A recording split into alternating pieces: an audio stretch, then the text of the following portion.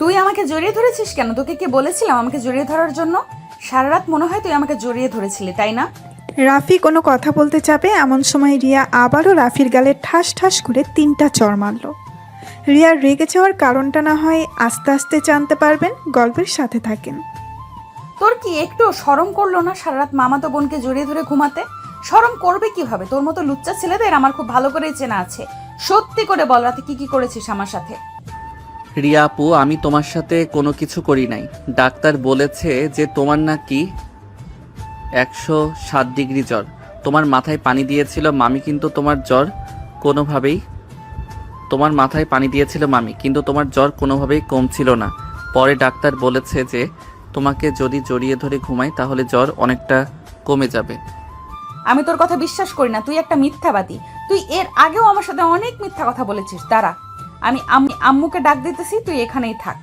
এই বলে রিয়া চলে গেল নিচে, তার আম্মুকে ডাকতে ডাকতে বলতে লাগলো, আম্মু, আম্মু, এইদিকে আসো তাড়াতাড়ি। এই কুত্তাটাকে আমার রুমে ঢুকিয়েছো কেন? তোমাকে না বারণ করেছিলাম সে যাতে এই বাড়িতে আর না আসে, তবু কেন তাকে এই বাড়িতে আনছো? তুই অসুস্থ দেখে রাফি এই বাড়িতে এসেছে, আর তোর আব্বু বাড়িতে নাই। আমিও তোকে একা বাসায় রেখে বাইরে গিয়ে তোর জন্য ঔষধ আনতে পারতেছি না। এটার জন্য রাফিকে ফোন দিয়ে নিয়ে এসেছি। কেন, রাফি কি করেছে তোর? কোনো কিছু করে নাই। তাকে বলো এই বাড়ি থেকে বের হয়ে যাওয়ার জন্য, আর যাতে এই বাড়িতে না আসে। আমি এখন সুস্থ আছি। যেহেতু তোকে কোনো কিছু করে নাই, তাহলে তাকে বলবো কেন বাড়ি থেকে যাওয়ার জন্য ছেলেটা এত কষ্ট করে এত দূর থেকে এসেছে। আর তুই বলতেছিস তাকে বলতাম বাড়ি থেকে চলে যাওয়ার জন্য? হ্যাঁ, তাকে বলো চলে যাওয়ার জন্য। তাকে আমি একটুও সহ্য করতে পারি না। কাউকে কোনো কিছু বলতে হবে না মামি। রিয়া আপু যেহেতু সুস্থ হয়ে গেছে তাহলে আমি এখন বাড়িতে চলে যাই। এখানে তো আর কোনো কাজ নেই। এখন আপনি বাজারে যেতে পারবেন, সকল কিছু কিনেও আনতে পারবেন। রিয়ার আম্মু কোনো কিছু বলতে যাবে কিন্তু পারল না। রাফি বাড়ি থেকে বের হয়ে চলে আসলো কাউন্টারে। একটা টিকিট কেটে নিয়ে বসে আছে। বেশ কিছুক্ষণ পর বাস আসতেই বাসে উঠে পড়ল রাফি। এইদিকে রিয়া তার রুমে এসে বিছানায় বসে আছে। এমন সময় টেবিলের উপরে একটা চিঠি দেখতে পেল। চিঠিটা হাতে নিয়ে রিয়া পড়তে লাগলো। চলুন দেখে আসি চিঠিতে কি লেখা ছিল। রিয়া আপু, সত্যি বলতে কালকে রাতে আমি আপনার সাথে তেমন কোনো কিছুই করি নাই। আপনি যখন জ্বরে কাতরাচ্ছেন তখন আমি আপনাকে জড়িয়ে ধরে ঘুমিয়েছিলাম। এর বাহিরে আমি আর আপনাকে কোনো কিছু করি নাই। আপনি যদি আমাকে ভুল বোঝেন তাহলে ভুল বুঝতে পারেন। আমি আর কোনোদিন আপনাদের বাসায় যাব না। ইতি, আপনার মামাতো ভাই রাফি। রিয়া চিঠিটা পড়ে চিঠিটা ছিঁড়ে ফেলে মনে মনে বলতে লাগলো, সে আমাকে জড়িয়ে ধরে ঘুমিয়েছে, আবার চিঠিতে লিখে গিয়েছে। ওর কত বড় সাহস! দাঁড়া, আমি আর একটু সুস্থ হই, এরপর তোকে দেখতেছি। এইসব মনে মনে বলতেছে রিয়া। এদিকে রাফি চলে আসলো বাসায়। কলিং বেল দিতেই রাফির আম্মু এসে দরজা খুলে দিল। রাফিকে দেখে বলতে লাগলো, কি রে রাফি, তুই না তোর মামাদের বাসায় গিয়েছিলি রিয়াকে দেখার জন্য, আজকে চলে আসলি যে? আম্মু, রিয়া তো এখন সুস্থ আছে, তাই আমি চলে আসছি। আর ওই বাসায় যাব না। যদি তোমার দরকার পড়ে তাহলে তুমি যাও। হঠাৎ তোর কি হয়েছে? ওই বাসায় যাবি না কেন? রিয়া কি তোকে কিছু বলেছে যে তুই ওই বাসায় যাবি না? না আম্মু, রিয়া আপু কিছু বলে নাই। এমনিতেই আমি যাব না। এই বলে রাফি চলে আসলো তার রুমে। দরজাটা লাগিয়ে দিয়ে ফ্রেশ হয়ে বিছানায় শুয়ে আছে। বারবার রিয়ার কথাগুলো মনে পড়তেছে, কিন্তু সে তো কোনো কিছুই করে নাই। তবুও তার কেমন যেন নিজেকে অপরাধী অপরাধী মনে হচ্ছে। এসব ভাবতে ভাবতে কখন যে ঘুমিয়ে গেছে রাফি টের পেল না। বিকেলে তার ফোনের রিংটোনের শব্দে ঘুমটা ভেঙে গেল। ঘুম থেকে উঠে ফ্রেশ হয়ে চলে আসলো নিচে। খাওয়া দাওয়া করে চলে গেল 3 রাস্তার মোড়ে। গিয়ে দেখে তার বন্ধু ওরা বসে আছে। রাফিকে দেখে সৌরভ বলতে লাগলো, কিরে, মামার বাসায় গেলি মামাতো বোনকে কি করে আসলি? শুনলাম তো আন্টি বললো যে তোর মামাতো বোন অসুস্থ, এটার জন্যই তুই গিয়েছিস। তুই যাওয়ার পরে মনে হয় তোর মামাতো বোন ভালো হয়ে গেছে, তাই না রে? সৌরভ, তুই একটু চুপ করবি? আমার একদম এসব কথা ভালো লাগতেছে না। ওই মেয়েটার কথা শুনলে আমার গা জ্বলে ওঠে। কেন তোর গা জ্বলে উঠবে কেন? কি করেছে তোর মামাতো বোন যে তোর গা জ্বলে উঠতেছে? নাকি রাতে আবার এটিস পিটিস করেছিস যে সকালে একটু চুম্মাচাটি করে দিয়েছে, এটার জন্য তুই রেগে গিয়েছিস? এটার জন্য আমি রেগে যাই নাই, আমাকে মিথ্যা অপবাদ দিয়েছে। এটার জন্য আমি রেগে তাদের বাসা থেকে চলে এসেছি। আর কোনোদিন তাদের বাসায় যাব না। সে আসলেও আর কোনোদিন তার সাথে কথা বলবো না। ও আচ্ছা, এই ব্যাপার। আর এইসব কিছু না, ঝগড়াঝাটি হবে জামাই বউর মাঝে, এটা তো সিম্পল। জামাই বউ মানে? তুই কি বলতে চাইছিস বুঝিয়ে বলতো। আমি বলতে চাইতেছি যে তুই তো রিয়াকে বিয়ে করবি, এটার জন্যই তো আমি তোদের দুইজনকে জামাই বউ বললাম। শালা, ওই রাগী বদমেজাজি মেয়েকে আমি বিয়ে করব? যে আমাকে মিথ্যা অপবাদ দিয়েছে আমি তাকে বিয়ে করতে পারবো না। তার সাথে তো কোনোদিন কথাই বলবো না, আবার বলতেছি যে বিয়ে। আচ্ছা, দেখা যাবে কত দূর জল এগিয়ে যায়। তুই তো আবার একটু অন্য টাইপের, মানে তুই তো আবার প্লে বয়, যা খুশি তাই করতে পারিস। আচ্ছা, সত্যি করে একটা কথা বলতো, কালকে তুই কার সাথে ঘুমাইছিস? কার সাথে ঘুমাবো? আলাদাভাবে ঘুমাইছি।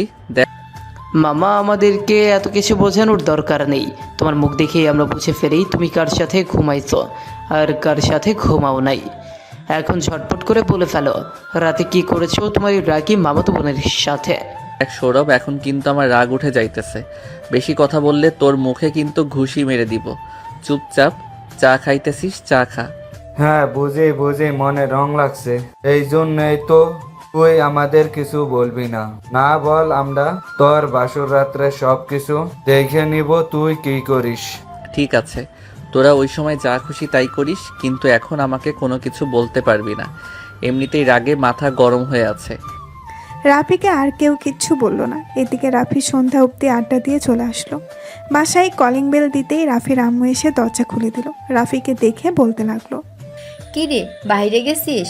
আমাকে একবারও বলে যাস নাই কেন? আমি তো ভাবছিলাম তুই ঘুমিয়ে আসিস।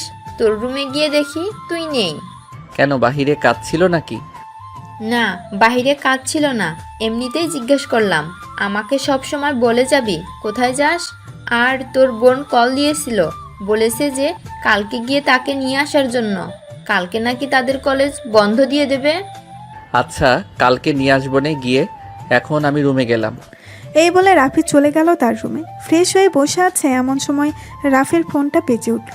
তাকিয়ে দেখে তার বোন ফারিয়া কল দিয়েছে। কলটা রিসিভ করতেই ওই পাশ থেকে ফারিয়া বলতে লাগলো, কি রে রাফি, কেমন আছিস? আমাকে তো ভুলেই গেছিস। আমি যে তোর বোন, এটা তো তোর মনেই নাই। আমি যেহেতু ফোন দেই না, তুমি তো ফোন দিতে পারো। তুমি ফোন দাও না কেন? আমি তো সময় পাই না ফোন দেওয়ার জন্য। তুই তো সারাদিন আজাইরা ঘুরে বেড়াস, কলেজে তো মনে হয় ঠিক মতো যাস না। এখন প্রতিদিন কলেজে যাই। তোমাকে কে বলেছে যে আমি কলেজে যাই না? এখন আমি প্রতিদিন কলেজে যাই। সো এক কাজ করো, কালকে কয়টার সময় গিয়ে নিয়ে আসতে হবে আমাকে একটু মেসেজ করে জানিয়ে দিও। কালকে তো মনে হয় কলেজে যেতে পারবো না। কলেজে যেতে পারবি? আমাদেরকে বিকালের দিকে ছুটি দিবে। এই তো 3টা বা 4টার দিকে ছুটি দিবে। ছুটি দেওয়ার 2 ঘন্টা আগে তোকে আমি ফোন দিয়ে জানিয়ে দিব। তুই না হয় বাইক নিয়ে চলে আসবি আমাকে নেওয়ার জন্য।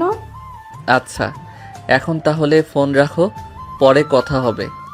রাফি কলটা রেখে দিল। কলটা রাখার 10 মিনিট পরে রাফির ফোনটা আবারও বেজে উঠল। ফোনটা হাতে নিয়ে দেখে তারপর মামা কল দিয়েছে।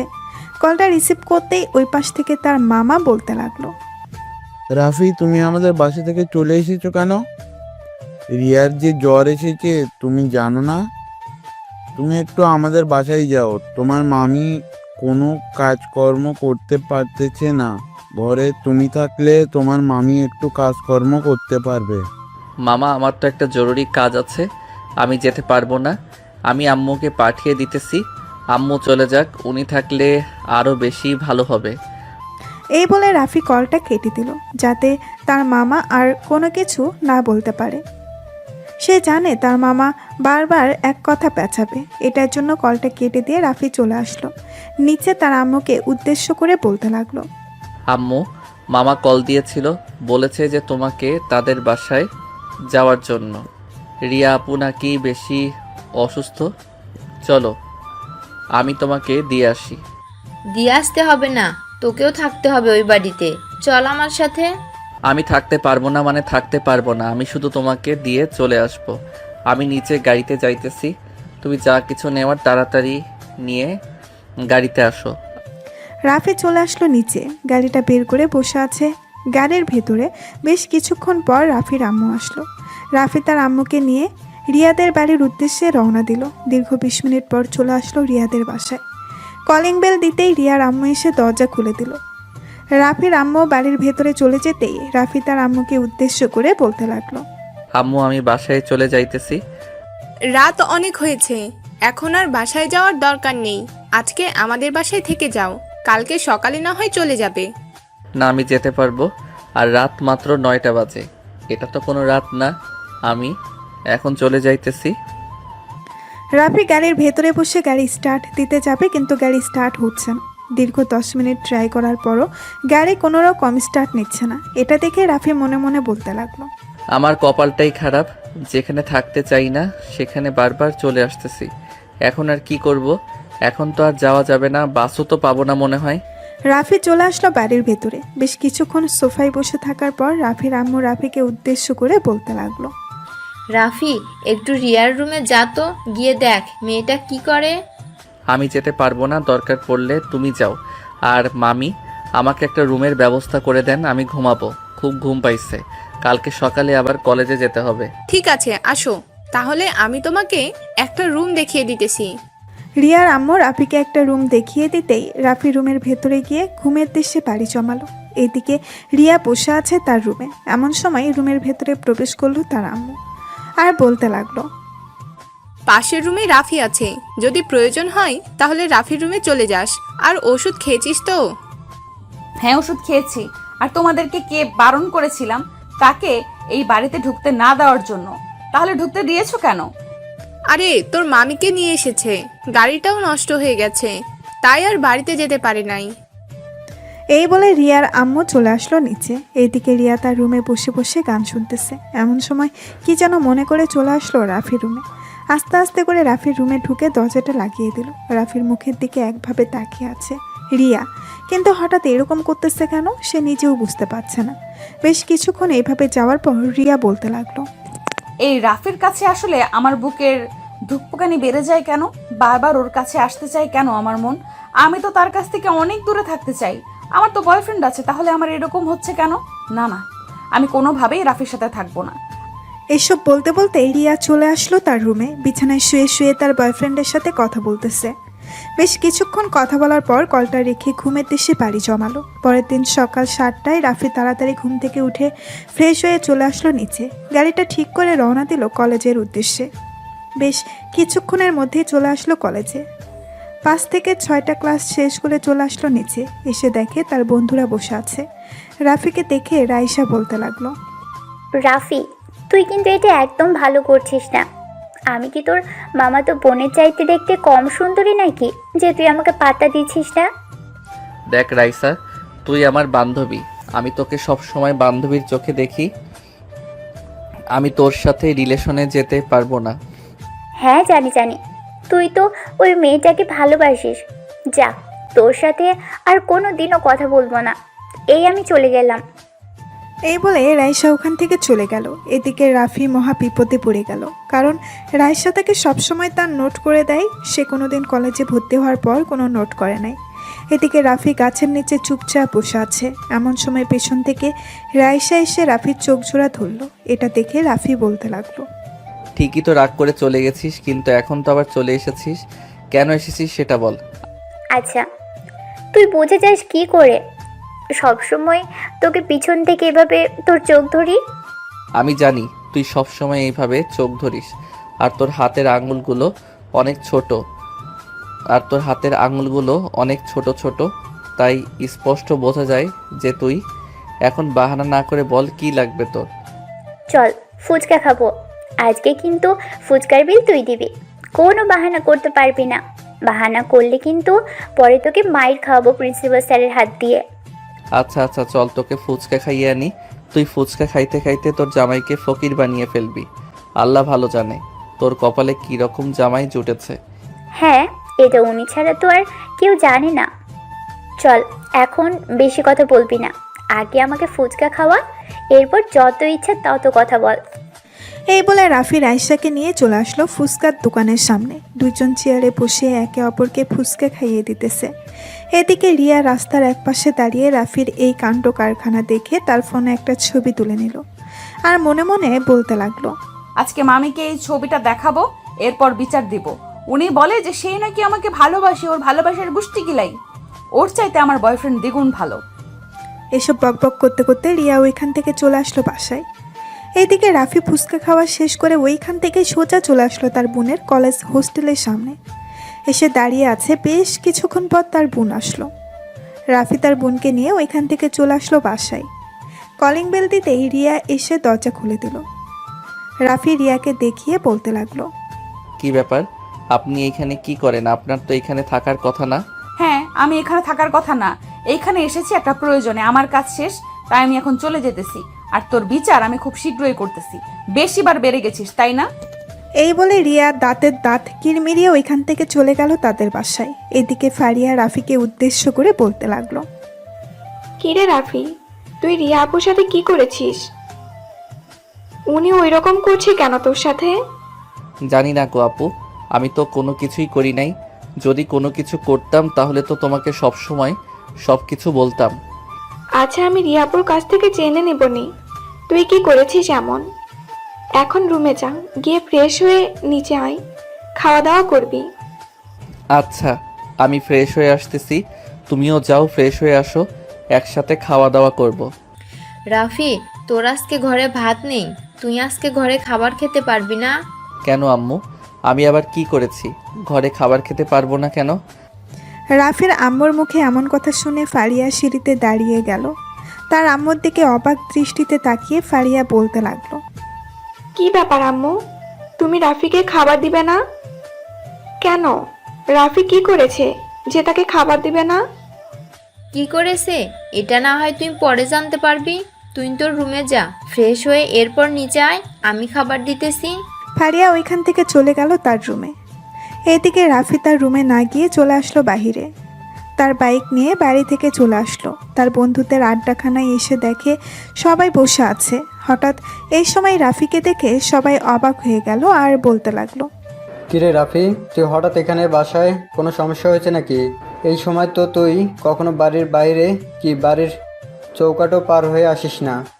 আর বলিস না, রিয়া আপু আম্মুর কাছে কি যেন বলেছে, এখন আম্মু আমাকে বাড়িতে খাবার দিতেছে না। আমি তো কালকে রিয়া আপুর সাথে তেমন কোনো কিছুই করি নাই, না তো তাকে কোনো কিছু বলেছি আর না তো তাকে কোনো কিছু করেছি। সকাল হতেই তো আমি গাড়ি ঠিক করে চলে এসেছি। কলেজে ওনার সাথে তো দেখাও হয় নাই। তাহলে তোর সাথে ওই মেয়েটা এমন করে কেন? ওই মেয়েটার তো বয়ফ্রেন্ড আছে। আমি প্রায় সময় নিমতলা পার্কে গেলে ওইখানে দেখতে পাই তোর মামাতো বোন একটা ছেলেকে নিয়ে ওইখানে বসে কথা বলে, তাও আবার হাতে হাত রেখে। যা ইচ্ছা তাই করুক, তাতে আমার কি? আর আম্মু আব্বুও পাগল হয়ে গেছে ওই মেয়েকে আমার সাথে বিয়ে দেবার জন্য। ওই মেয়ে আমাকে চাইতেছে না, আমি ওই মেয়েকে চাইতেছি না। ওরা যে কেন এরকম করতেছে আমার সাথে বুঝতেছি না এটা। আচ্ছা, আমার সাথে যদি তোর মামাতো বোন রিয়ার সাথে আবার দেখা হয় তাহলে আমি তাকে কিছু প্রশ্ন করবো রে, দেখি সে কি বলে। চল, তোর তো ক্ষুধা লেগেছে, আর আমরাও সবাই ক্যান্টিন থেকে হালকা পাতলা কিছু খেয়েছিলাম। চল একটা রেস্টুরেন্ট থেকে কিছু খেয়ে আসি। হ্যাঁ চলো, আমার কাছেও কিছু টাকা আছে আর আশা করি সবার কাছেই টাকা আছে। সবাই মিলে মিশে না হয় কিছু খেয়ে নিব, খুব ক্ষুধা লাগছে আমার। তাহলে বসে আছিস কেন? চল যাওয়া যাক সবাই। এই বলে সবাই ওইখান থেকে চলে আসলো। এইদিকে রিয়া তার রুমে বসে আছে। এমন সময় তার ফোনটা বেজে উঠল। তাকিয়ে দেখে তার বয়ফ্রেন্ড কল দিয়েছে। কলটা রিসিভ করতেই ওই পাশ থেকে তার বয়ফ্রেন্ড বলতে লাগলো, হ্যালো রিয়া, তুমি কোথায় আছো? আমার সাথে এক্ষুনি দেখা করো। আমি তোমাকে একটা হোটেলের ঠিকানা দিতেছি, ওই হোটেলে চলে আসো। হ্যাঁ, তুমি হোটেলের ঠিকানা দিতেছো কেন? কি হয়েছে? না, তেমন কিছুই নাই। আমরা সবাই ওইখানে আড্ডা দিতেছি, তো তাই ওরা বলতেছে যে তোমাকেও আসার জন্য, তুমিও আসো। আচ্ছা, তুমি ঠিকানাটা মেসেজ করে পাঠিয়ে দাও, আমি কিছুক্ষণের মধ্যে রেডি হয়ে চলে আসতেছি। এই বলে রিয়া কলটা কেটে দিয়ে বাসায় চলে আসলো। এদিকে রাফি তার বয়ফ্রেন্ডকে নিয়ে চলে আসলো রেস্টুরেন্টে। সবাই বসে বসে খাবার খাইতেছে। খাওয়া দাওয়া শেষ করে বসে আছে। এমন সময় নাইম বলতে লাগলো, কিরে রাফি, ওইটা রিয়া আপু না? ওইদিকে কোথায় যাইতেছে? রাফি বাহিরের দিকে তাকাতেই দেখতে পেল রিয়া একটা রিক্সা নিয়ে কোথায় যেন যাইতেছে। এটা দেখে রাফি নাইমকে উদ্দেশ্য করে বলতে লাগলো, হয়তো তার বয়ফ্রেন্ডের সাথে দেখা করতে যাইতেছে, তাতে আমার কি? আর ওই মেয়েটাকে নিয়ে কোনো কথা বলবি না, সবাই সবার টাকা বের করো। রাফির কথা শুনে সবাই সবার টাকা বের করে দিয়ে দিল রাফির কাছে। এদিকে ওয়েটার হিসাব দিয়ে চলে গেল ওইখান থেকে। রাফি টাকা দিয়ে বাকি সবাইকে নিয়ে চলে আসলো আবারও কলেজ মাঠে। এদিকে রিয়া তার বয়ফ্রেন্ডের দেওয়া লোকেশনে চলে আসলো। এসে দেখে রিয়াজ দাঁড়িয়ে আছে। রিয়াজকে দেখে রিয়া বলতে লাগলো, কি ব্যাপার, তুমি আমাকে এই হোটেলে ডেকেছো কেন? সবাই ভিতরে আমাদের জন্য অপেক্ষা করতেছে, চলো এরপর গিয়ে দেখতে পারবে। রিয়া রিয়াজের সাথে চলে আসলো একটা হোটেল রুমে। এসে দেখে সবাই বসে আছে। রিয়াকে দেখে সবাই কৌশল বিনিময় করলো। বেশ কিছুক্ষণ পর রিয়ার শরীর ঘেঁষে বসেছে। এটা দেখে রিয়া বলতে লাগলো, কি ব্যাপার রিয়াজ, তুমি এভাবে গা ঘেঁষে বসেছো কেন? এইখানে তো আরো জায়গা আছে, একটু ফাঁকা হয়ে বসো। জান, আজকে তোমাকে এইখানে এনেছি কেন জানো? তোমাকে আদর করার জন্য এনেছি। এইখানে সবাই তোমাকে আদর করবে। রিয়াজের কথা শুনে রিয়া লাফ দিয়ে উঠে পড়ল। চোখ দুটো টকবকে লাল হয়ে গেছে। রিয়া ঠাস করে রিয়াজের গালে চড় মেরে বলতে লাগলো, তোকে আমি ভালো ভেবেছিলাম, কিন্তু তুই যে এতটা খারাপ আগে জানতাম না। তোর চাইতে আমার মামাতো ভাই ভালো। আজকের পর থেকে তুই আর আমাকে কোনোদিন কল দিবি না, আর আমিও তোকে কোনোদিন কল দিব না। এই বলে রিয়া ওইখান থেকে চলে আসলো রাফিদের বাসায়। কলিং বেল দিতেই রাফির আম্মু এসে দরজা খুলে দিল। এদিকে ফারিয়া বসে বসে টিভি দেখতেছে। রিয়াকে দেখে ফারিয়া বলতে লাগলো, কেমন আছো রিয়া আপু? কালকে তো আমার সাথে কোনো কথা না বলেই তুমি চলে গেছো। আমি তোমার সাথে রাগ করেছি। ওকে, আমার ফারিয়া বেবিটা বুঝি রাগ করেছে?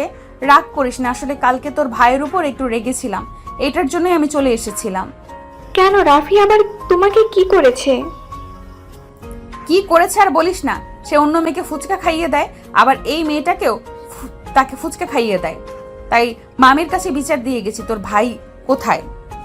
সে তো এখনো বাসায় আসে নাই, হয়তোবা বন্ধু বান্ধবদের সাথে আড্ডা দিতেছে।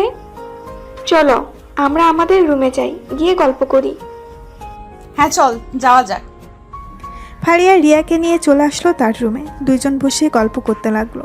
এদিকে রাফি তার বন্ধু বান্ধবদের সাথে আড্ডা দেওয়া শেষ করে চলে আসলো বাসায়। কলিং বেল দিতেই তার আম্মু এসে দরজা খুলে দিল। রাফি তার আম্মুর মুখের দিকে তাকাতেই দেখতে পেল তার আম্মুর মুখে হাসি। এটা দেখে রাফি বলতে লাগলো, কি ব্যাপার আম্মু, তুমি এইভাবে হাসতেছো কেন? বাসায় কোনো কিছু হয়েছে নাকি যে এইভাবে হাসতেছো? না, বাসায় কোনো কিছু হয় নাই, আর আমি এমনিতেই হাসতেছি। যা রুমে যা, গিয়ে ফ্রেশ হয়ে আয়, আমি খাবার দিতেছি টেবিলে। আর খাবার দেওয়ার প্রয়োজন নেই, আমি বাহির থেকে খাবার খেয়ে এসেছি। আজ থেকে আর এই বাড়িতে আমি কোনো খাবার খাবো না। ঠিক আছে, না খাইলে না খাবি। তোর আব্বু তো রাতে আসবে, পরে তোর নামে বিচার দেব। যদি বকা খেতে না চাস তাহলে তাড়াতাড়ি ফ্রেশ হয়ে নিচে খাবার খেতে আয়। রাফি কোনো কিছু না বলে চলে গেল তার রুমে। ফ্রেশ হয়ে বসে আছে এমন সময় ফারিয়া তার রুমে প্রবেশ করলো। রাফিকে দেখিয়ে ফারিয়া বলতে লাগলো, কিরে, খাওয়া দাওয়া না করে বাড়ি থেকে বের হয়ে গেছিস, এতই রাগ? রাগ হবে না তো কি হবে? কে কি জানি কান পড়া দিয়ে গেছে এটা নিয়ে, আমাকে খাবার দেয় নাই। বেশ ভালোই হয়েছে, আমি এখন বাহির থেকে খাবার খেয়ে এসেছি। এখন থেকে বাহিরের খাবার খাবো। তোর যেখান থেকে ইচ্ছা সেখান থেকে খাবার খা।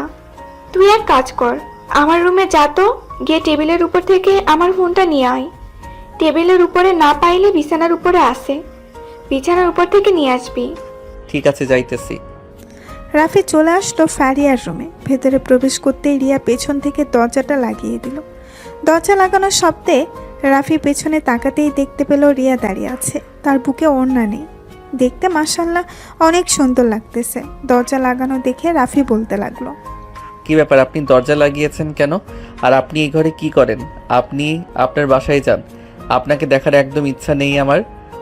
আমাকে দেখার ইচ্ছে, তাই না?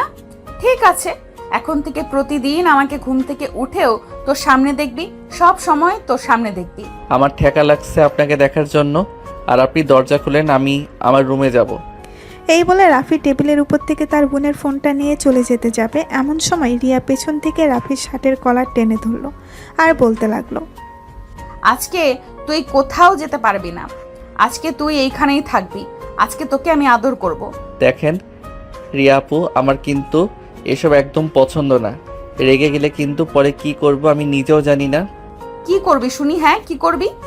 এই বলে রিয়া বারবার রাফির শরীরে হাত দিতেছে। এটা দেখে রাফি ঠাস করে রিয়ার দুই গালে দুইটা চড় মেরে দিল আর বলতে লাগলো, বেয়াদব মেয়ে, চলে যা আমার সামনে থেকে। আর কোনোদিন যেন তোকে না দেখি। মামাতো বোন আছিস, মামাতো বোনের মতো থাকবি। বাড়াবাড়ি করলে আরও 2-3টা কানের নিচে লাগিয়ে দিব। এই বলে রাফি চলে আসলো তার রুমে। ফোনটা ফারিয়াকে দিয়ে বসে আছে। ফারিয়া রাফির মুখের দিকে তাকাতেই দেখতে পেল রাফির রাগে পুরো মুখ লাল হয়ে গেছে। এটা দেখে বলতে লাগলো, কি রে রাফি, কি হয়েছে? তোর মুখে এভাবে লাল হয়ে আছে কেন? রিয়া আপু কি তোকে কিছু করেছে? একদম চুপ, কোনো কথা বলবে না। ওই মেয়েকে এই বাড়িতে জায়গা দিয়েছে কে? ওই মেয়েকে গিয়ে বলো আমাদের বাড়িতে যেতে, আর কোনোদিন যেন না আসে। ফারিয়া কোনো কিছু বলতে যাবে এমন সময় রিয়া রাফির রুমে প্রবেশ করে রাফির উপর ঝাঁপিয়ে পড়ল। রাফিকে বিছানায় ধাক্কা দিয়ে ফেলে দিয়ে রাফির ঠোঁটচোরা কামড়ে ধরল। রাফি বারবার রিয়াকে সরানোর চেষ্টা করতেছে, কিন্তু পারতেছে না। এদিকে ফারিয়া তো হাঁ করে তাকিয়ে আছে দুইজনের দিকে, কি বলবে বুঝে উঠতে পারতেছে না। বেশ কিছুক্ষণ পর রিয়া বলতে লাগলো, আমাকে 2টা চর মারছস, মাত্র তো শুনলাম। আমাকে 2টা চর মারছস, মাত্র তো শুরু করলাম। আরো কত কিছু করব, তুই শুধু রেডি থাকিস। রাতে আবার আসতেছি, রেডি থাকিস তুই। তোর এমন অবস্থা করব না তো তুই কোনো কথা বলতে পারবি না। ঠিক আছে, দেখা যাইবে। আমার রুমে ত্রিসীমানাও যেন আসতে পারবে না। এই বলে রিয়া ওখান থেকে চলে গেল তাদের বাসায়। এদিকে ফারিয়া রাফির দিকে হাঁ করে তাকিয়ে আছে। এটা দেখে রাফি রেগে গিয়ে বলতে লাগলো, মেয়েটা যখন আমার উপরে উঠেছিল তখন তুমি কি বাধা দিতে পারো নাই? বাধা দিলে কি হতো? আমি কি আর জানতাম এরকম একটা পরিস্থিতি হবে? জানলে তো আরো আগেই বাধা দিতাম।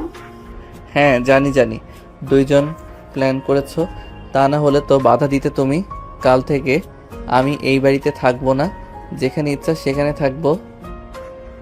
দরকার পড়লে রাস্তায় থাকবো, তবুও এই বাড়িতে আসবো না।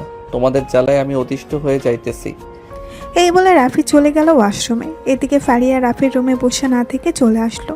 নিচে এসে দেখে তার আম্মু কাজ করতেছে। তার আম্মুকে উদ্দেশ্য করে ফারিয়া বলতে লাগলো, আম্মু, তোমরা কি ধরে নিয়েছো যে রাফির সাথে রিয়ার বিয়ে দিবে, নাকি একবারে পাকা কথা বলে ফেলেছ?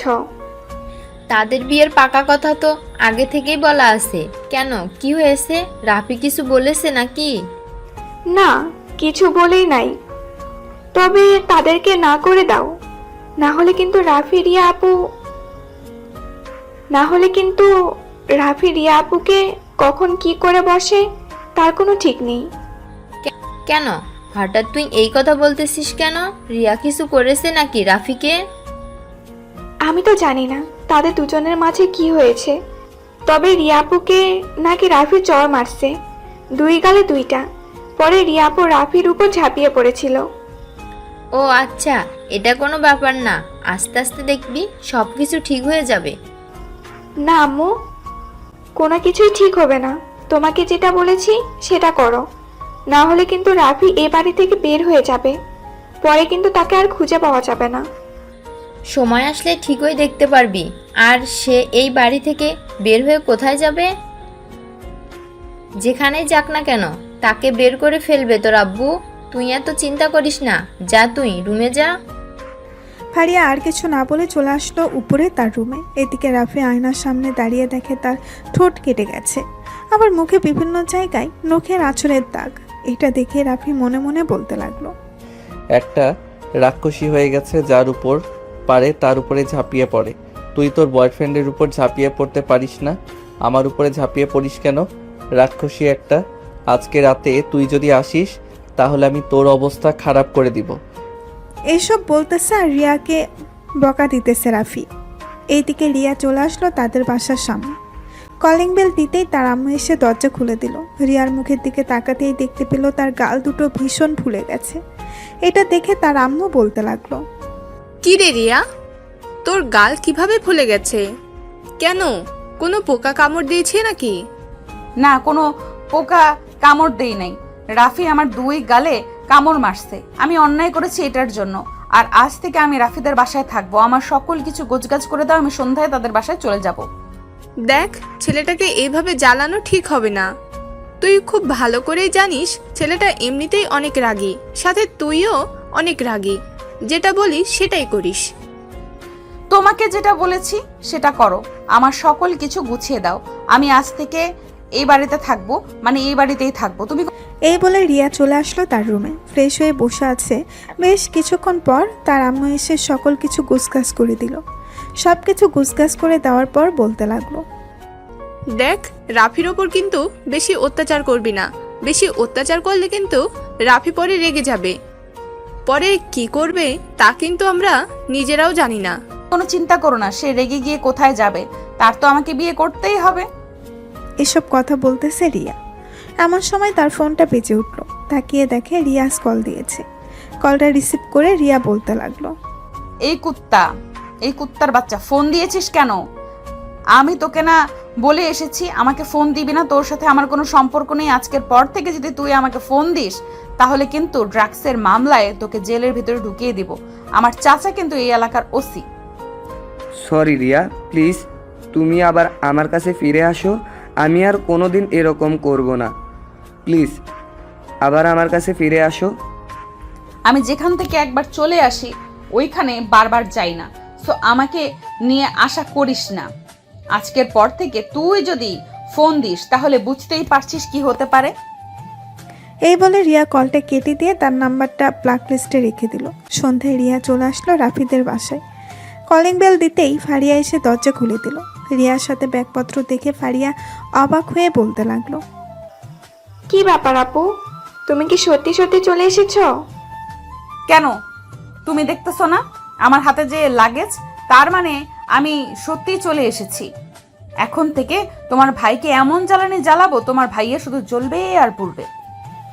ঠিক আছে, দেখা যাবে কতটুকু চালাতে পারো আর কতটুকু পুরাতে পারো। এই বলে ফারিয়া রিয়াকে নিয়ে চলে আসলো বাড়ির ভেতরে। এদিকে রাফি বসে বসে টিভি দেখতেছে। বেশ কিছুক্ষণ পর রিয়া রাফির কোলে এসে বসে পড়ল। এটা দেখে রাফি রিয়াকে ধাক্কা মেরে নিচে ফেলে দিল আর বলতে লাগলো, এই মেয়ে, তোর কি লজ্জা শরম নেই একটুও? লজ্জা শরম থাকলে কি বারবার তোমার কাছে আসতাম? লজ্জা শরম নেই, এটার জন্য তো চলে আসতেছি। জানেমান, এমন করো না, আমাকে কাছে টেনে নাও। আয়, তোকে কাছে টেনে নিতেছি। এই বলে রাফি সোফা থেকে উঠে রিয়াকে নিচে নিয়ে উঠিয়ে ঠাস করে রিয়ার দুই গালে আবার দুইটা চড় মেরে দিয়ে বলতে লাগলো, ঠাস ঠাস, তোর কি একটু শরম নেই? পর পুরুষের সাথে এইভাবে ঘষাঘষি করিস, আর কোনোদিন যদি দেখি আমার সাথে এমন করেছিস, লাথি মেরে ঘর থেকে বের করে দিব। মামাতো বোনের মতো থাকবি। এই বলে রাফি ওইখান থেকে চলে আসলো তার রুমে। বিছানায় শুয়ে আছে রাফি, অন্যদিকে রিয়া বসে আছে সোফায়। এমন সময় রাফির আম্মু এসে বলতে লাগলো, রিয়া, রাফি কিন্তু অনেকটা রেগে আছে তোর উপর। এইভাবে আর তাকে জ্বালাতন করিস না। কয়েকটা দিন যাক, এরপর জ্বালাতন করিস। এখন রুমে যা, গিয়ে ফ্রেশ হয়ে আয়, রাত হয়েছে অনেক। রিয়া চলে আসলো রুমে। ফ্রেশ হয়ে বিছানায় বসে মনে মনে বলতে লাগলো, আমার গালে চর মারছস চারটা, এইটার জন্য তো শাস্তি পেতেই হবে তোকে। আজকে রাতে তোকে এমন শাস্তি দিব, তুই আমাকে চিনিস না আমি কতটা রাগী। এসব মনে মনে ভাবতেছে রিয়া। এমন সময় তার রুমের ভেতরে প্রবেশ করলো ফারিয়া আর বলতে লাগলো, আম্মু ডাকতেছে খাবার খাওয়ার জন্য, তুমি নিচে যাও, আমি ভাইয়াকে নিয়ে আসতেছি। ঠিক আছে, আমি নিচে যাইতেছি, তুমি তোমার ভাইকে নিয়ে আসো। রিয়া চলে গেল নিচে। এদিকে ফারিয়া তার রাফির রুম দেখে রাফি শুয়ে শুয়ে গান শুনতেছে। রাফিকে উদ্দেশ্য করে বলতে লাগলো, ভাইয়া, আব্বু ডাকতেছে খাবার খাওয়ার জন্য, নিচে আসো তাড়াতাড়ি, না হলে কিন্তু আব্বু রেগে যাবে। রেগে গেলে তো খুব ভালো করেই জানো, আব্বু কি বলতে পারে তোমাকে। তুই নিচে যা, গিয়ে বল আমি ফ্রেশ হয়ে আসতেছি। ঠিক আছে, আমি নিচে গিয়ে বলতেছি, তুমি তাড়াতাড়ি ফ্রেশ হয়ে আসো। ফারিয়া চলে গেল নিচে। এদিকে রাফি 10 মিনিট পর নিচে গিয়ে দেখে সবাই খাওয়া শেষ, কিন্তু রিয়া এখনো খাবার নিয়ে বসে আছে। এটা দেখে রাফি কিচ্ছু বলল না, চুপচাপ খাবার টেবিলে গিয়ে বসে পড়ল। রাফি, তুই মেয়েটার সাথে এমন করিস কেন? মেয়েটার সাথে ভালো ব্যবহার তো করতে পারিস। আজ থেকে আর মেয়েটার সাথে খারাপ ব্যবহার করবি না। আম্মু, তাকে বলে দিও সে যাতে আমার সাথে কোনো কথা না বলে বা আমার রুমে না যায়। রুমে গেলে কিন্তু পরে কি করব সে নিজেও জানে না। ঠিক আছে, আমি বলে দেবো নে, সে যাবে না তোর রুমে। রিয়া, তুমি কিন্তু রাফির রুমে যাবে না। ঠিক আছে, আমি আর রাফির রুমে যাব না, তবে কাল থেকে কিন্তু আমাকে বাইক দিয়ে কলেজে নিয়ে যেতে হবে। যদি এটা মানতে পারে তাহলে আমি তার রুমে যাব না। তুই কে যে তোকে আমি আমার বাইকের পিছনে বসিয়ে কলেজে নিয়ে যাব? আমি তোর বউ, এটার জন্য তুই আমাকে প্রতিদিন কলেজে নিয়ে যাবি, আবার তোর বাইকের পেছনে করে নিয়ে আসবি। আমার ঠেকা পড়ছে তোকে নিয়ে যাওয়ার জন্য। রাফি আর কিছু না বলে খাওয়া দাওয়া শেষ করে চলে আসলো তার রুমে। দরজাটা হালকা চাপিয়ে দিয়ে বিছানায় শুয়ে পড়ল। এদিকে রিয়া তার রুমে এসে বসে আছে। ঘড়ির কাঁটা রাত 11টা। রিয়া মনে মনে বলতে লাগলো, এখন যাব নাকি আর 1 ঘন্টা পরে যাব, না আর 1 ঘন্টা পরে যাই। এখন বসে বসে একটু রিলস দেখি। এই বলে রিয়া বসে বসে রিলস দেখতে লাগলো। 1 ঘন্টা পর রিয়া চলে আসলো রাফির রুমে। এসে দেখে রাফি ঘুমের দেশে চলে গেছে। রিয়া আস্তে আস্তে করে রাফির রুমের দরজাটা লাগিয়ে দিয়ে রাফির কাছে চলে আসলো। এসে দেখে রাফির লুঙ্গি পরে ঘুমিয়ে আছে। এটা দেখে রিয়া মনে মনে বলতে লাগলো, আজকে তোর লুঙ্গি আমি চুরি করব। তুই আমার গালে চর মারছিস, তোর লুঙ্গিও চুরি করব, তোকে আদরও করে যাব।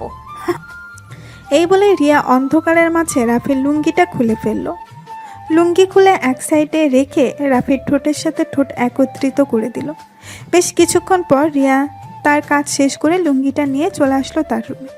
লুঙ্গিটা পরে ঘুমের দেশে পাড়ি জমালো। পরের দিন সকালে রাফির ঘুম ভাঙতেই দেখতে পেল তারপরে লুঙ্গি নেই, জাস্ট ছোট্ট একটা প্যান্ট। এটা দেখে রাফি তাড়াতাড়ি করে একটা লুঙ্গি বের করে পরে নিল আর মনে মনে বলতে লাগলো, কি ব্যাপার, আমার লুঙ্গি কোথায় গেল? নিশ্চয়ই ওই মেয়েটা নিয়ে গেছে। এসব ভাবতেছে রাফি। এমন সময় আয়নার দিকে চোখ পড়লো তার। ভালোভাবে তাকিয়ে দেখে তার ঠোঁটের মধ্যে লিপস্টিক লাগানো। রাতে লিয়া লিপ কিস করার কারণে হয়তো লিপস্টিক লেগে গেছে। এটা দেখে রাফি রেগে চলে আসলো রিয়ার রুমে। এসে দেখে রিয়া তার লুঙ্গি পরে আরামে ঘুমাচ্ছে। রাফি রিয়ার খাটের সামনে এসে লুঙ্গিটা এক টানে খুলে ফেলল। লুঙ্গিটা খোলার সাথে সাথে রিয়া এক লাফ দিয়ে ঘুম থেকে উঠে গেল। রাফির দিকে তাকিয়ে দেখে রাফি অনেক রেগে আছে। এটা দেখে রিয়া খিলখিল করে হাসতে হাসতে বলতে লাগলো, কেমন লাগছে রাতের লিপ কিসটা? নিশ্চয়ই ভালো লেগেছে। এটার জন্য তো এখন আবার এসেছো, কাছে আসো আর একটা লিপ কিস করে দেই। তোর ঠোঁট আমি সেলাই করে ফেলবো। তুই মামাতো বোন বলে কি হয়েছে? অনেক বার বেড়ে গেছিস, আমার উপরে অনেক অত্যাচার করতেছিস। কয়েকটা দিন ধরে কিছু বলি না দেখে তুই ভাবছিস যে সব সময় এরকম করতে পারবি? হ্যাঁ, আমি তো সব সময় এরকম করব। এটার জন্যই তো আমি তোর সাথে রাতের বেলা এরকম করেছি। বেবি, আমার কিসটা বুঝি ভালো লাগে নাই? কাছে আয়, তোকে একটা জিনিস দেখাবো। রিয়া কাছে আসতেই রাফি রিয়ার চুল ভালোভাবে টেনে ধরে রিয়ার ঠোঁটের সাথে তার ঠোঁট একত্রিত করে দিল। বেশ কিছুক্ষণ এইভাবে যাওয়ার পর রাফি রিয়ার ঠোঁট জুড়ে একটা কামড় দিয়ে ছেড়ে দিল। এদিকে রিয়ার ঠোঁট থেকে অনবরত রক্ত পড়তেছে। এটা দেখে রাফি বলতে লাগলো, তোর যদি শরম থাকে তাহলে তুই আর আমার সামনে আসবি না কোনো দিন। এই বলে রাফি আবারও চলে আসলো ও তার রুমে ফ্রেশ হয়ে কলেজের জন্য রেডি হয়ে চলে আসলো নিচে। এসে দেখে তার আম্মু আব্বু বসে আছে খাবার টেবিলে। রাফি গিয়ে খাবার টেবিলে বসে পড়তেই তার আব্বু বলতে লাগলো, কিরে রাফি, আমি এসব কি শুনতেছি? তুই নাকি রিয়াকে তোর সাথে নিয়ে কলেজে যাবি না? তাকে নিয়ে যদি তুই কলেজে না যাস তাহলে তোরও লেখাপড়া বন্ধ। ঠিক আছে, আমিও পড়ালেখা করব না আর এই বাড়িতে থাকবো না। আমি চলে যাইতেছি এখনই বাড়ি থেকে। এই বলে রাফি খাবার টেবিল থেকে উঠে যেতে যাবে এমন সময় সিঁড়িতে রিয়া নামতে নামতে বলতে লাগলো, থাক, রাফিকে আর যেতে হবে না, আমি এই বাড়ি থেকে চলে যেতেছি। এই বলে রিয়া রাফির আম্মুর কাছ থেকে বিদায় নিয়ে চলে গেল। এদিকে রাফি খাওয়া শেষ করে যেই উঠতে যাবে এমন সময় তার আব্বু আবার বলতে লাগলো, রাফি, রিয়া যেহেতু এই বাড়ি ছেড়ে চলে গেছে তাহলে তুইও এই বাড়ি ছেড়ে চলে যা। তোরও এই বাড়িতে থাকার কোনো দরকার নেই। রাফি কোনো কিছু না বলে চলে আসলো তার রুমে। ব্যাগপত্র গুছিয়ে নিয়ে নিচে আসতেই তার বোন ফারিয়া বলতে লাগলো, কি ব্যাপার ভাইয়া, তুমি কোথায় যাইতেছো ব্যাগপত্র নিয়ে? আমি এই বাড়ি ছেড়ে চলে যাইতেছি, আর এই বাড়ির কেউ যাতে আমাকে ফোন না দেয়। ফারিয়া, আমাকে ছেড়ে দে। এই বলে রাফি ফারিয়ার কাছ থেকে চলে আসলো বাহিরে। রাস্তার এক পাশ দিয়ে হেঁটে যাইতেছে। বেশ কিছু দূর যাওয়ার পর একটা রিক্সা পেল। রিক্সায় উঠে চলে আসলো মিরপুর 4 নম্বর সেক্টরে। একটা হোটেল বুক করে হোটেলে উঠে পড়ল। সকাল 11টা। রাফি এখনো কলেজে আসে নাই দেখে তার বন্ধু ফোন দিল রাফিকে। হ্যালো রাফি, তুই কোথায় আছিস রে? আজকে কলেজে আসলি না কেন? তোর জন্য তো সবাই অপেক্ষা করতেছে। আমি আজকে কলেজে যেতে পারবো না। আজকে একটা জায়গায় এসেছি, কালকে কলেজে যাব। আর তোর কাছে যদি কিছু টাকা থাকে তাহলে আমার বিকাশে পাঠিয়ে দে তো। তোর কাছে না থাকলে ফারিনের কাছ থেকে নিয়ে আমার অ্যাকাউন্টে পাঠা।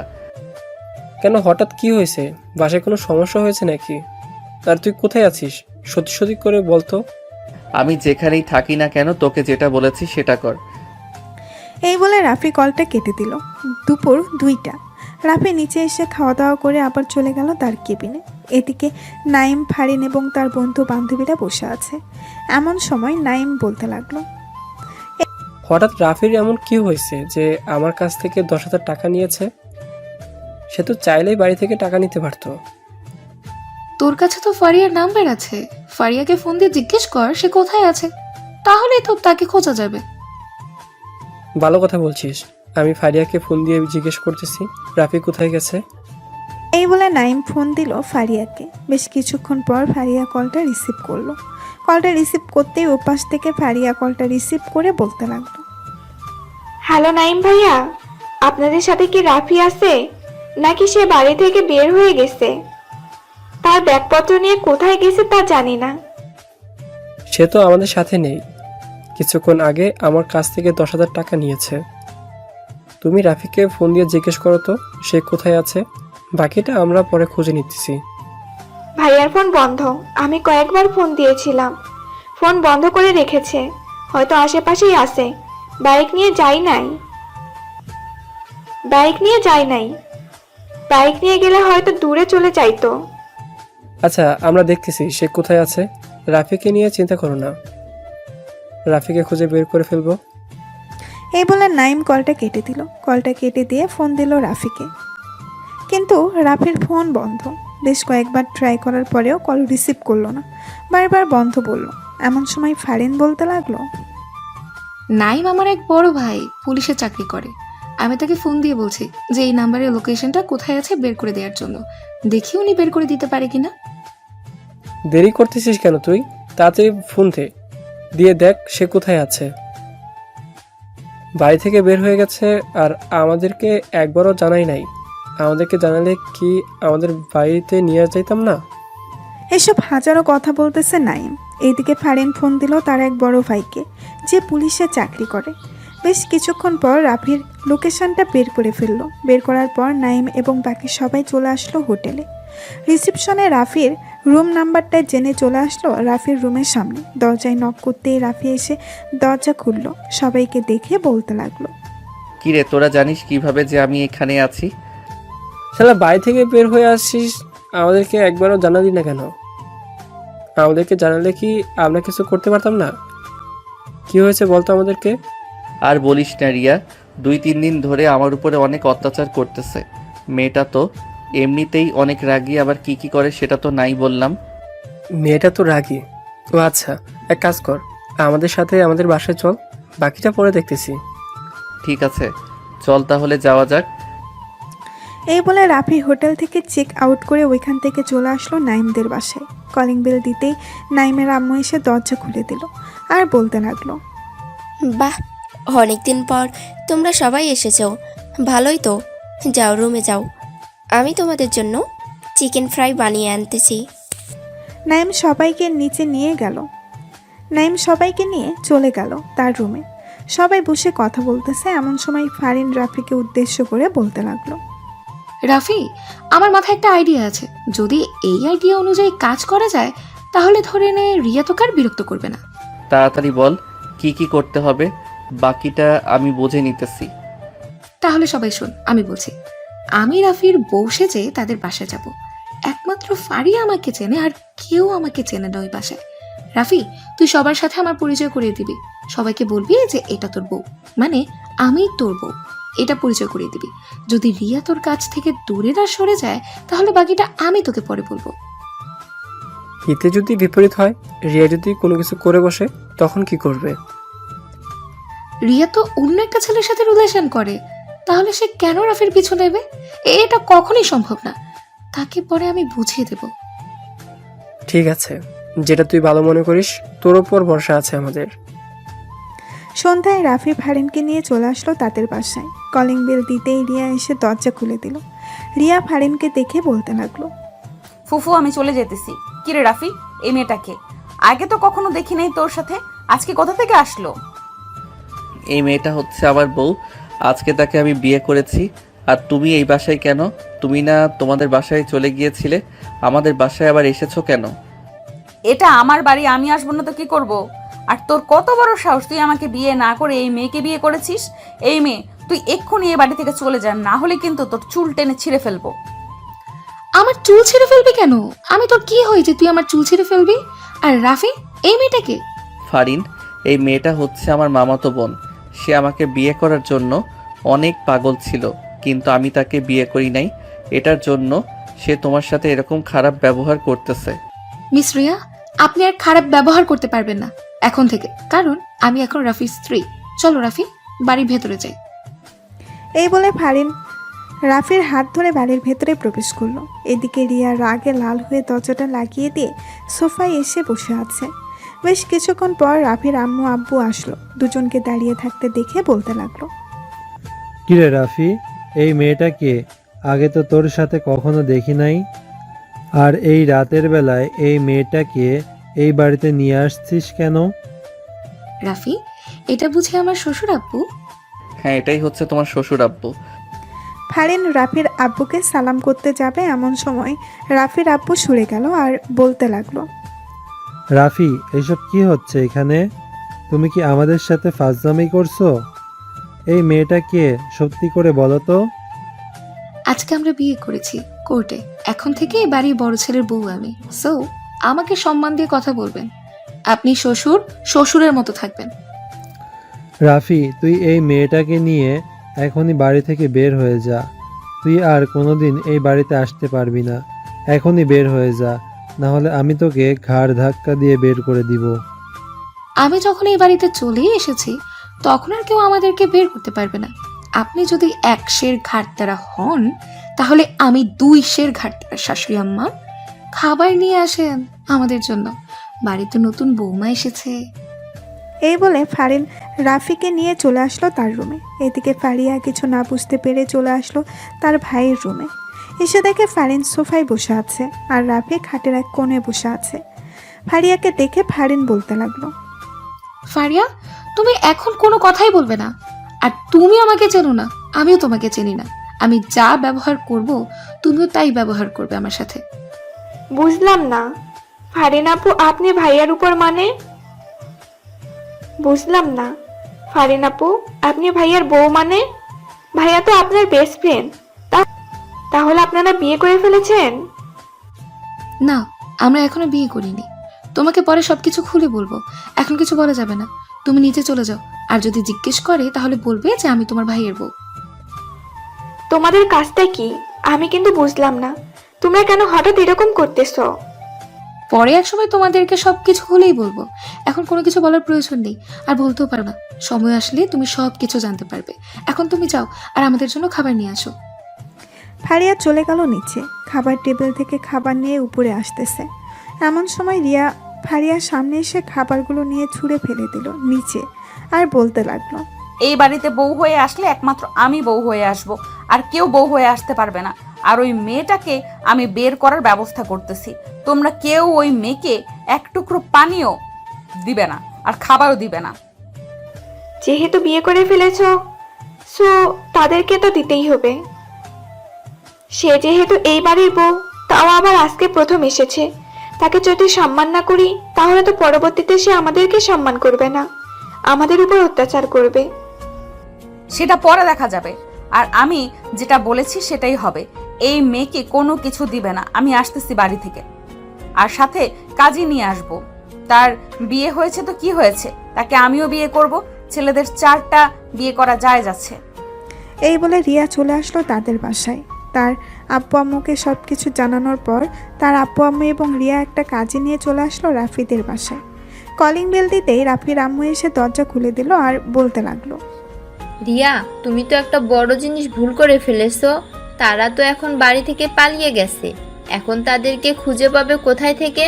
তারা কি ছোট বাচ্চা নাকি যে তারা পালিয়ে গেছে? আপনারা কিছু বলতে পারলেন না?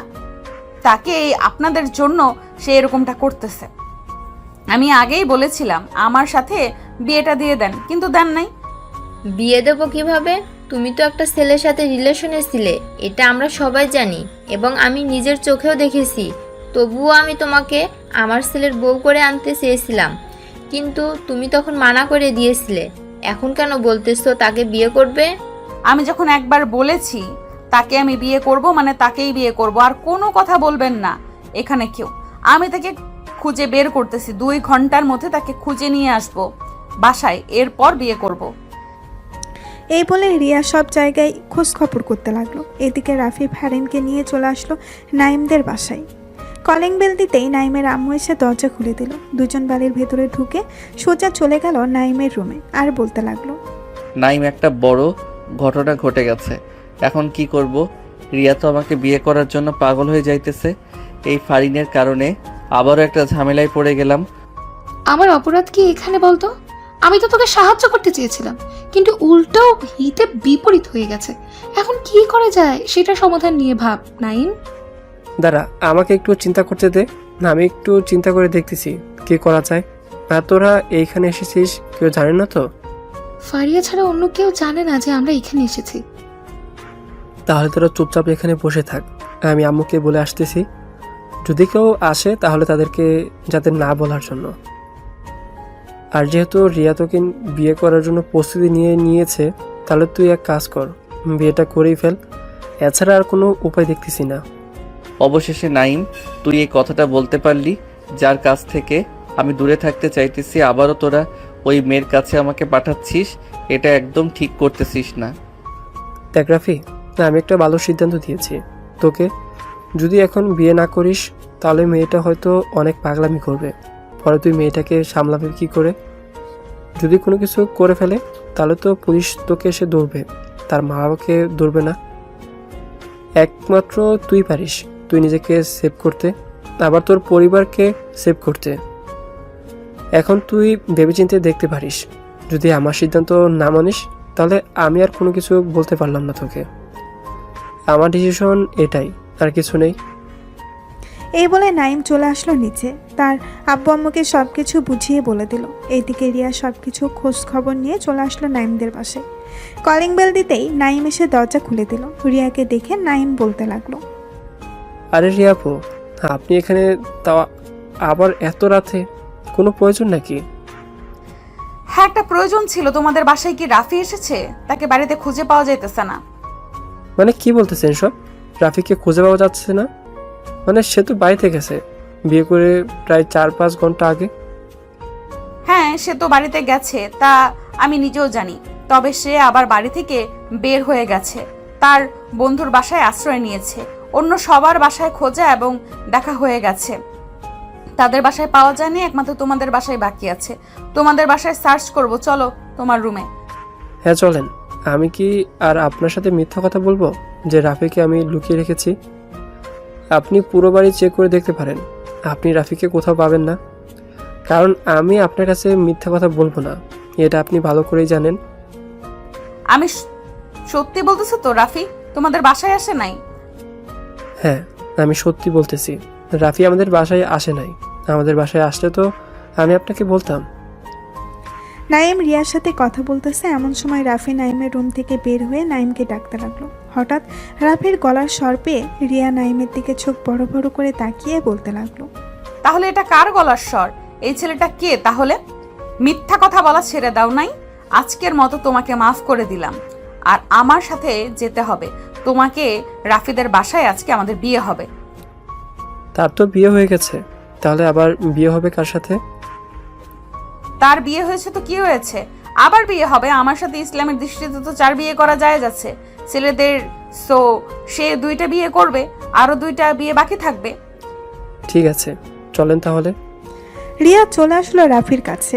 রাফির কান ধরে টেনে নিয়ে যেতে যাবে এমন সময় পেছন থেকে ফারিন বলে উঠল, রিয়া আপু, আপনাকে একটা কথা বলছি, কিছু মনে করবেন না। রাফির সাথে আমার বিয়ে হয়নি। আমি আপনাকে দূর করার জন্য রাফির সাথে বিয়ে করার নাটক করেছিলাম, কিন্তু আপনি রাফির জন্য এতটা পাগল হয়ে গেছেন, আর কি বলবো, সত্যিটাই বলে গেলাম। তার মানে তোমার সাথে বিয়ে হয় নাই রাফির? না, আমার সাথে বিয়ে হয়নি। রাফির বিয়ে হলে তো আমি ওই বাড়িতেই থাকতাম। ওই বাড়ি থেকে চলে এসেছি, সো আপনি বুঝতেই পারছেন যে বিয়ে হয়নি। একদম ভালো কাজ করেছো রাফিকে বিয়ে না করে।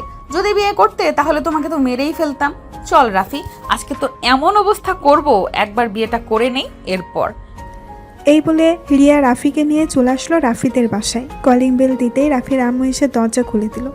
দুজন বাড়ির ভেতরে আসতেই কাজী সাহেব বলে উঠল, ওনাকে মনে হয় জোর করে বিয়ে করা হচ্ছে। জোর করে বিয়ে করা হলে কিন্তু এই বিয়ে জায়েজ হয় না, আর আমিও বিয়ে দিতে পারবো না জোর করে বিয়ে দিলে। টাকলা কাজী, আর একটা কথা বলবি তোর টাক মাথা কিন্তু ফাটিয়ে ফেলবো। চুপচাপ বিয়ে করিয়ে দিয়ে তোর টাকা নিয়ে চলে যা। আমি বিয়ে না করালে আপনি বিয়ে করতে পারবেন না। ছেলে যেহেতু রাজি না, সো আমি বিয়ে করাতে পারবো না। আমার টাকাও লাগবে না, আমি চলে যাইতেছি। কাজী সাহেব চলে যেতে যাবে এমন সময় রাফি কাজী সাহেবকে বলতে লাগলো, কাজী সাহেব বিয়েটা পড়িয়ে দিয়ে যান, না হলে এই মেয়েটা আমাকে মেরেই ফেলবে। আমি এই বিয়েতে রাজি আছি, আপনি বিয়েটা পড়িয়ে দিয়ে যান। রাফির কথা শুনে কাজী সাহেব বিয়েটা পড়িয়ে দিয়ে চলে গেল এখান থেকে বাসায়। রাত 11টা, সবাই খাওয়া দাওয়া করে বসে আছে এমন সময় ফারিয়া বলতে লাগলো, বিয়ে তো করেই ফেলেছো ভাইয়া, তাহলে তোমরা রুমে যাও, রাত অনেক হয়েছে। এখন রুমে যাব না, এখন আমি টিভি দেখব। আমার রুমে যাওয়ার এখন মুড নেই। যখন মুড আসবে তখন রুমে যাব আমি। তোকে 15 মিনিট সময় দিলাম, 15 মিনিটের ভেতরে তুই রুমে আসবি। আমি রুমে যাইতেছি। এই বলে রিয়া চলে গেল রাফির রুমে। দরজাটা হালকাভাবে চাপিয়ে দিয়ে শাড়ি পরতে লাগলো। হালকা মেকআপ, হালকা ঠোঁটের লিপস্টিক, জাস্ট ওয়াও! দেখতে মাশাআল্লাহ অনেক সুন্দর লাগতেছে রিয়াকে। এদিকে রাফি পড়ে গেল বেশ চিন্তায়। সে যদি 15 মিনিট পর না যায় তাহলে তো তার খবর করে ছাড়বে। মেয়েটা তো এমনিতেই অনেক রাগী। এইসব ভাবতে ভাবতে রাফি দেওয়াল ঘড়ির দিকে চোখ পড়তেই দেখতে পেল প্রায় 13 মিনিট হয়ে গেছে। সোফা থেকে উঠে চলে যেতে যাবে এমন সময় ফারিয়া বলতে লাগলো, কি ব্যাপার ভাইয়া, এখন কি তোমার রুমে যাওয়ার মুড হয়েছে? হ্যাঁ, এখন তো যেতেই হবে। আর মাত্র 1.5 মিনিট বাকি আছে, তাড়াতাড়ি যাই, না হলে পরে আমার কবর দিয়ে ফেলবে। এই বলে রাফি তাড়াতাড়ি করে চলে আসলো তার রুমের সামনে। দরজা ঠেলে ভেতরে ঢুকতেই বিছানার উপরে রিয়া বসা দেখে একটু নড়ে চড়ে উঠল। রাফি ভালোভাবে দরজাটা লাগিয়ে দিয়ে সোফায় এসে বসে পড়তেই রিয়া রাগী গলায় বলতে লাগলো, কিরে, তোকে কি সোফায় গিয়ে বসতে বলেছিলাম? চুপচাপ আমার কাছে আয়, না হলে কিন্তু মায়ের একটাও মাটিতে পড়বে না, সব তোর উপরে পড়বে। রিয়ার এরকম রাগী গলার স্বর শুনে তাড়াতাড়ি করে চলে আসলো রিয়ার কাছে। বিছানায় বসে রিয়ার ঘুমটা উঠাতেই দেখতে পেল রিয়াকে। রাফি হাঁ করে তাকিয়ে আছে রিয়ার দিকে। এটা দেখে রিয়া বলতে লাগলো।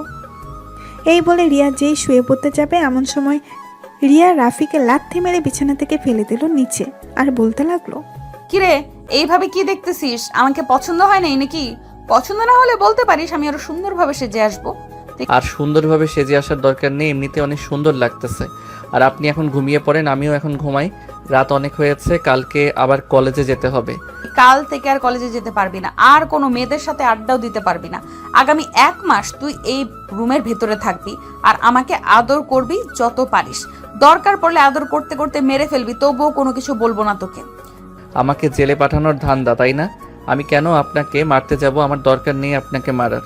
তাড়াতাড়ি আদর কর, না হলে কিন্তু আমি অনেক রেগে যাব। রেগে গেলে বুঝতে পারছিস কি হতে পারে। এখন আমার আদর করার মুড নেই, যখন মুড আসবে তখন আমি আদর করব। এখন আমি ঘুমাবো, আমার ঘুম ধরেছে। শেষবারের মতো বলতেছি তোকে, তাড়াতাড়ি আদর কর, না হলে কিন্তু। রাফি বাধ্য হয়ে আস্তে আস্তে করে আবারও বিছানায় উঠে রিয়ার ঘুমটা পুরোপুরিভাবে ফেলে দিয়ে আস্তে আস্তে করে রিয়ার ঠোঁট চোরা তার ঠোঁটের সাথে একত্রিত করে নিল। দীর্ঘ 10 মিনিট এইভাবে লিপকিস করার পর রাফি আস্তে আস্তে করে এক হাত দিয়ে রিয়ার শাড়িটা খুলতেছে আর এক হাত দিয়ে রিয়ার ব্লাউজের হুকগুলো খুলতেছে। বেশ কিছুক্ষণ পর পুরোপুরিভাবে দুজন উলঙ্গ হয়ে গেল। দুজনের শরীরে এক চিমটিও কাপড় নেই। রাফি নিজেকে আর কন্ট্রোল করতে না পেরে রিয়ার উপরে ঝাঁপিয়ে পড়ল। রিয়ার ঠোঁটে এবং বিভিন্ন জায়গায় লিপকিস করতেছে আর কামড় দিতেছে আস্তে করে। বেশ কিছুক্ষণ এইভাবে যাওয়ার পর রাফি মেইন জায়গায় এসে তার মেডেল স্ট্যাম্পটা সেট করতে রিয়া সজোরে চিৎকার করে উঠল আর বলতে লাগলো, রাফি তাড়াতাড়ি বের করো, ব্যথা করতেছে, অনেক ব্যথা করতেছে, তাড়াতাড়ি বের করো। তুমি না বলেছিলে তোমাকে আদর করতে করতে মেরে ফেলার জন্য? আজকে তোমাকে আদর করতে করতে মেরে ফেলবো। আদর সহ্য করতে থাকো। এই বলে রাফি রিয়াকে আদর করতে লাগলো। তারা তাদের আদরের মিশন চালিয়ে যাক। এখন তাহলে আমরা বিদায় নিই। আজকের গল্পটা না হয় এখানেই শেষ করলাম। আবারও দেখা হবে পরবর্তী কোনো গল্পে। ততক্ষণ সবাই ভালো থাকবেন, সুস্থ থাকবেন। ধন্যবাদ।